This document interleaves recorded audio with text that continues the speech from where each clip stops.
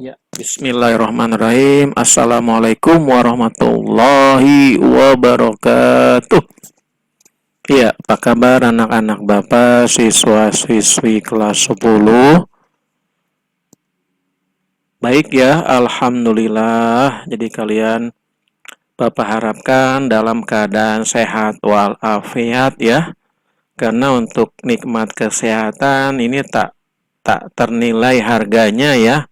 Apabila kalian sehat, kalian mau apapun jadi terasa nikmatnya. Apabila kalian sakit, maka kalian tidak akan bisa menikmati kegiatan kalian pada hari ini. Jadi, Bapak harapkan, Bapak doakan kalian selalu sehat walafiat ya. Baik, untuk materi kali ini atau untuk materi pertemuan kali ini, kalian akan mempelajari untuk elastisitas penawaran ya. Sebelumnya kalian sudah mempelajari fungsi penawaran. Jadi untuk materi pertemuan minggu ini kalian akan mempelajari elastisitas penawaran atau S, lambangnya ES ya. Elastisitas supply atau elastisitas penawaran. Apa itu elastisitas penawaran? Yaitu suatu tingkat atau derajat perubahan jumlah yang ditawarkan terhadap perubahan harga.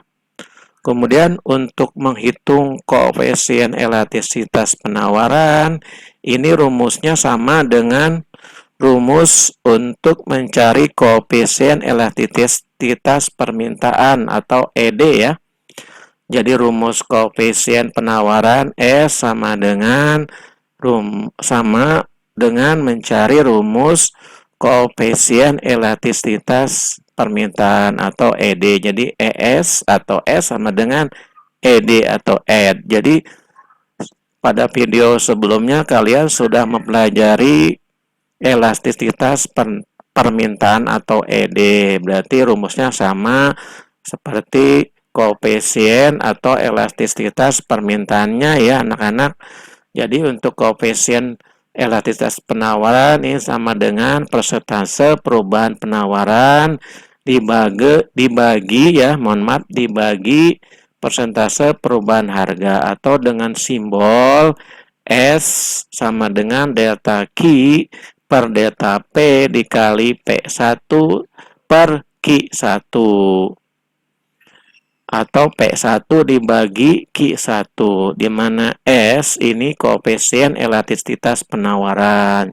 Jadi untuk elastisitas penawaran ini lambangnya S ya, elastisitas supply atau elastisitas penawaran. Kemudian Q1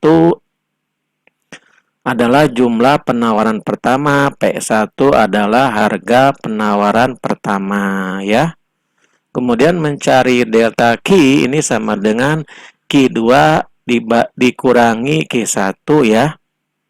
Di mana Q1 jumlah kedua, Q2 jumlah kedua, kemudian Q1 jumlah ke-1 atau pertama. Kemudian mencari delta P sama dengan P2 dikurangi P1.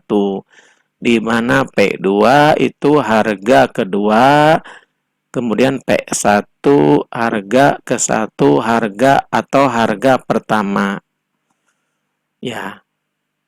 Jadi untuk kata kuncinya ya anak-anak, untuk Q itu adalah kuantitas atau jumlah, kemudian P itu price atau harga ya.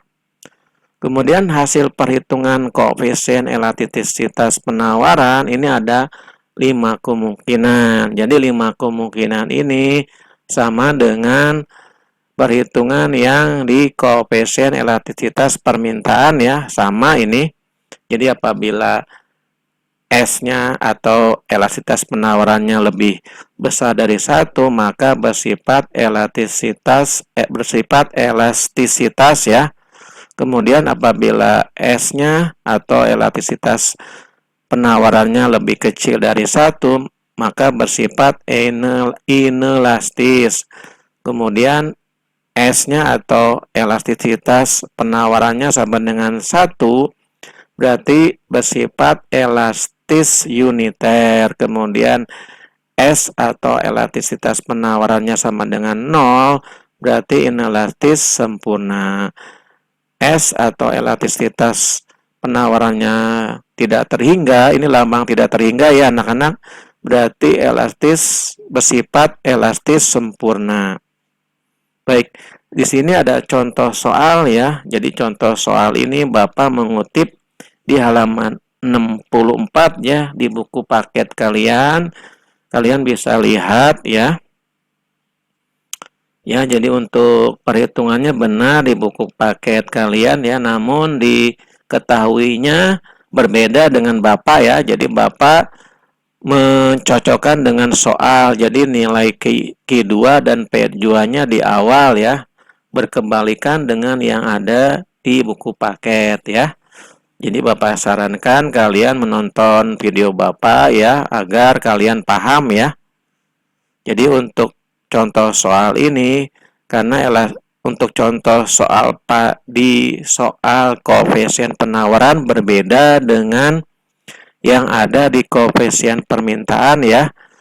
Jadi untuk koefisien penawaran ini nilai Q2 dan P2-nya di awal kalimat ya. Baik Bapak bacakan saja contoh soalnya. Jadi pedagang akan menawarkan ayam sebanyak 100 ekor. Apabila harganya 200.000 per ekor, harga sebelumnya 150.000 per ekor dengan jumlah ayam yang ditawarkan sebelumnya 75 ekor. Hitunglah koefisien penawaran ayam tersebut dan bersifat apa dari hasil koefisiennya ya. Jawab diketahui. Nah, diketahuinya Q2 sesuai dengan yang ada di soal ya, Bapak samakan. Jadi supaya kalian tidak bingung ya anak-anak. Paham ya anak-anak? Jadi Q2-nya mengikuti soal ya, jadi 100 ekor, kemudian P2-nya 200.000 ya, sesuai dengan yang ada di soal. Jadi untuk P2-nya di awal 200.000. Nah, untuk harga atau P2 kita samakan persepsi ya. Jadi 3 digit terakhir kita hilangkan. Ini apabila kalian menyimak video Bapak dari awal, kalian akan paham. Jadi untuk 3 digit terakhir di harga kalian hilangkan, jadi tersisa hanya di depannya ya, berarti yang P2-nya atau harga keduanya bukan 200.000 melainkan 200 ya. Karena kita samakan persepsi, 3 digit terakhirnya kita hilangkan. Kemudian P1-nya ya, kita lihat 150.000 per ekor, berarti 150.000 ya untuk P1 atau harga pertamanya, berarti 150 karena sudah kita sepakat. Kita samakan persepsi, 3 digit terakhirnya kita hilangkan. Kemudian Q1-nya adalah 75 ekor ya. Q1-nya adalah jumlah pertama 75 ekor. Ya. Jadi apabila kalian melihat di buku paket halaman 4, ini dibalik saja ya. Jadi Bapak mengikuti soalnya. Jadi apabila kalian melihat buku paket ini berbeda dengan apa yang dijelaskan di video ini. Jadi untuk Q2, untuk jumlah keduanya mengikuti soal ya 100 ekor, kemudian P2 harga kedua 200 ya. P1-nya 150, kemudian Q1 atau jumlah pertama 75 ekor. Paham ya anak-anak? Kemudian ditanyakan S atau elastisitas penawaran. Jadi rumusnya sama dengan elastisitas permintaan. Jadi S sama dengan delta Q per delta P dikali P1 per Q1. Kemudian delta Q adalah mencari delta Q2 dikurangi Q1. Kemudian mencari delta P, P2 dikurangi P1. Kemudian dikali P1 per Q1. Kita masukkan ya apa yang ada diketahui di soal.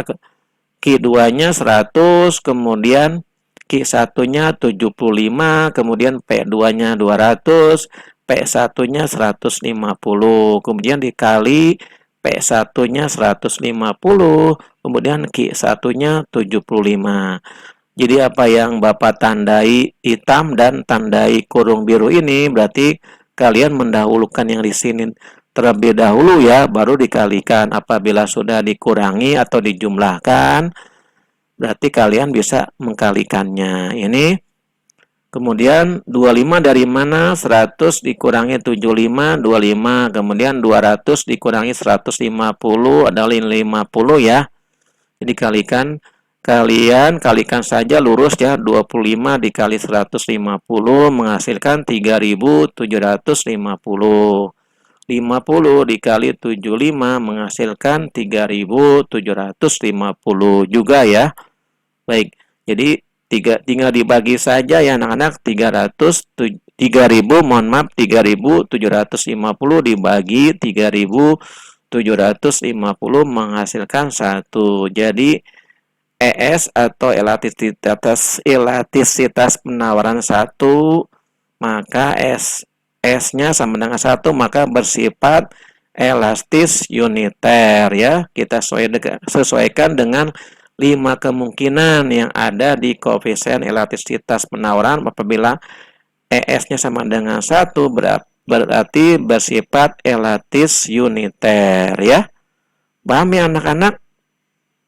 Jadi untuk koefisien elastisitas penawaran ini cenderung nilainya positif ya.